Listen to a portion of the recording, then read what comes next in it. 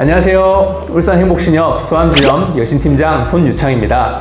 오늘은 경락잔금대출 관련해서 소개해 드리려고 제가 나왔는데요. 요즘 올해 경매가 엄청 핫합니다. 뉴스에도 올해 뭐 역대급으로 경매가 많다는 그런 소식도 저도 봤는데요. 오늘 제가 간단하게 경매 진행 부분, 그리고 이제 거기에 대한 대출은 어떻게 진행되는지 한번 말씀드려 보겠습니다. 경매를 한번 해보시려면 일단 경매 진행 과정부터 아셔야겠죠. 경매는 그 옥션 사이트 보통 많이 이용하시죠. 아니면 물론 법원 홈페이지도 있는데 요즘은 그 대부분 옥션 사이트를 통해서 경매 관심 물건부터 일단 선정하실 거예요. 관심 물건이 이제 경매 기일이 잡혔다 그러면 이제 기일에 법원에 오셔가지고 입찰표를 작성하시고 낙찰을 받으실 건데요. 거기에 대한 순서를 한번 간략하게 말씀드려 보겠습니다. 일단 입찰표를 작성하셔서 그날 당일 바로 낙찰이 되시면 입찰 그 보증금에 대한 영수증을 그날 바로 받으실 거고요. 거기에 일주일 정도 지나면 매각 허가 결정이 됩니다. 그래서 뭐 보통은 제가 올해 봤을 때 특별한 경우가 아니고서는 거의 매각 허가 결정이 나니까 걱정하지 마시고, 일주일 뒤에 매각 허가 결정이 나면 그 또 일주일 뒤에 매각 허가 결정이 확정이 되게 됩니다. 그래서 매각 허가 결정이 확정이 되면 거기에부터 한 약 3일 이내에 대금 지급기한 납부 통지가 이제 통지서가 발송이 됩니다. 그러면 보통 뭐 매각 허가 결정일에 뭐 한 달 정도 기간을 줍니다. 근데 그건 약간 제가 보니까 법원마다 한 일주일 정도의 오차는 좀 있더라고요. 그래서 대략적으로 매각 허가 결정 나고 한 달 정도 안에는 잔금을 다 납부하셔야 된다, 이렇게 보시면 되고, 뭐 물론 그때 우리 경락잔금 대출을 이제 알아보시는 보통 그런 과정이 될 겁니다.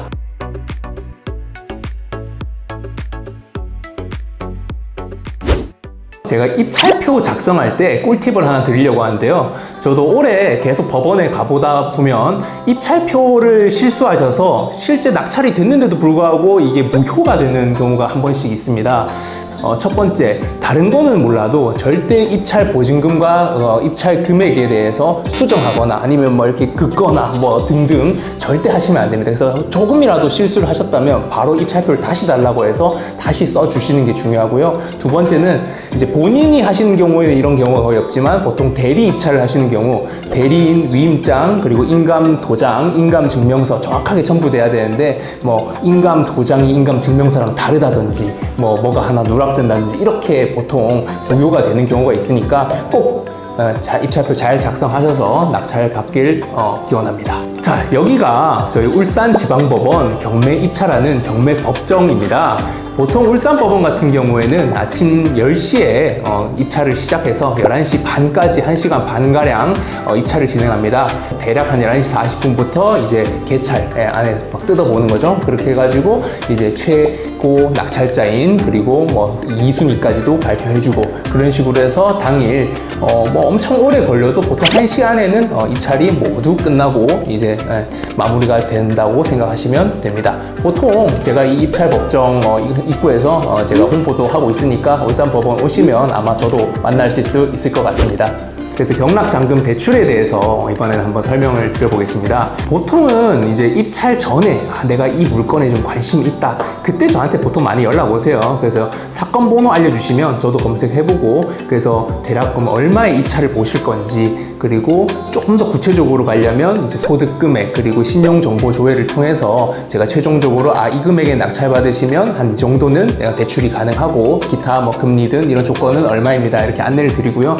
아니면 아예 낙찰을 받고 나서 제가 이 사건에 대해서 얼마에 낙찰 받았습니다 하고 연락 오시는 경우가 있는데, 그때도 마찬가지로 사건 번호 알려주시고 최종적으로 안내를 드리고 이제 뭐 고객님이 이제 선택을 하시는 그런 과정으로 보시면 됩니다. 그럼 보통 가장 궁금하신 게 두 가지겠죠. 그래서 대출이 얼마나 나오냐, 대출 한도, 두 번째는 뭐 금리나 이제 보통 중도 상환 수수료 뭐 이런 거일 텐데요. 저희 신협 일단 대출 가능 한도 금액 얼마인지 한번 안내 드리겠습니다. 보통 이 경락잔금 대출은 두 가지 경우로 보는데요. 둘 중 낮은 금액으로 산정됩니다. 일반 저희 경매의 법사가라고도 하죠. 경매 감정가 곱하기 저희 신협 내부 규정 비율, 주택 같은 경우에는 주택담보대출 규정 비율이 있을 거고, 그런 비율을 곱한 금액과 그 다음에 대출 낙찰 받으신 금액 빼기 입찰 보증금, 이미 내신 입찰 보증금, 이 두 개를 비교해서 둘 중 낮은 금액으로 대출 가능 금액이 산정되게 되고요. 제가 지금까지 경험상 보통은 후자, 그러니까 낙찰 받은 금액 빼기 입찰 보증금이 대출 가능 금액인 경우가 많습니다. 그게 대략적으로 표시하면 낙찰받은 금액이 한 85%에서 90% 이렇게 보시면 될 것 같고요.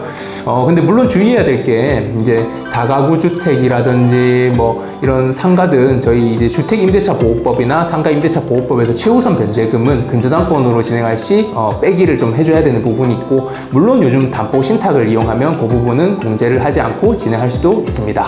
그 진행 순서도 좀 궁금하실 텐데요. 일단 제가 아까 말씀드린 조건을 안내 드리고 하시기로 했다면 제가 아마 필요 서류 안내를 드릴 거예요. 그래서 요런 서류들을 가져오시면 됩니다 하고, 그리고 저랑 이제 아마 자서 일정 약속을 잡으실 거고요. 그래서 예를 들면 다음 주 수요일 날 2시에 요 서류 들고 뵙겠습니다 이렇게 하면, 그날 오시면 보통 이제 통장도 개설하시고 저희 대출 서류도 자서하시고요.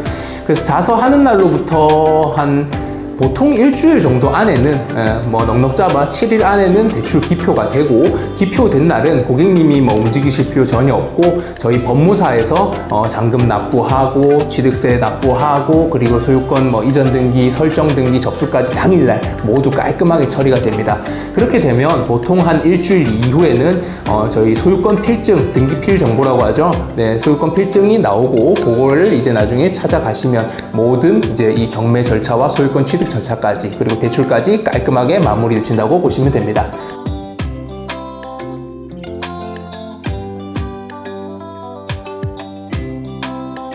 과연 그러면 왜 울산행복신협에서 경락잔금 대출을 받아야 될까 또 궁금하실 텐데요. 저희 울산행복신협 저에게 또 문의를 주시면 친절 그리고 신속 정확하게 제가 안내를 해드릴 거고요. 저희 신협이 보통 일반적으로 한도가 조금 더 높게 나오는 편이기도 하고, 또 제가 이렇게 블로그에 매주 보통 이렇게 울산 법원 같은 경우에는 안내도 드리고 있어요. 그래서 대략 어떤 사건 번호에 또 대출 가능 금액 대략적인 금리 요것도 보시면 되고요. 또 여기에 모든 사건 번호를 제가 적을 수는 없어가지고, 없어도 대출이 안 되는 건 아니니까 언제든지 또 문의하시면 되고, 또 권리 분석, 또 경매 부분에서는 좀 권리 분석이 아리까리한 그런 물건들도 있을 수 있는데 저한테 연락 주시면 제가 아는 선, 그리고 혹시나 제가 좀 헷갈리는 부분이 있다면 저희 또 연결된 법무사든 변호사분들도 계시기 때문에 정확하게 이 부분에 대한 권리 분석에 대해서 말씀드릴 수 있을 것 같고, 또 직장인분들은 바쁘셔가지고 실제 경매 입찰일에 못 오시는 경우가 많아요. 그럼 입찰 대리를 많이 맡기실 텐데요. 또 어디 이제 입찰 대리를 맡기고 하시면 거기에 대한 또 수수료도 또 발생하고 또 비용도 발생하실 텐데요. 저한테 이제 맡겨주시면 저는 특별히 돈을 받지 않고 무료로, 당연히 어차피 저는 또 법원에 매번 가기 때문에 무료로 입찰 대리까지 제가 대리인 받아가지고 진행해 드립니다. 저한테 많은 의뢰를 해주셨으면 좋겠고, 저한테 꼭 대출은 안 하더라도 꼭 우리 경락잔금 대출 그리고 경매 부분에 관련돼서는 궁금한 게 있으면 언제든지 많은 연락 주시면 제가 진심을 다해서 친절하게 안내 드리겠습니다. 감사합니다.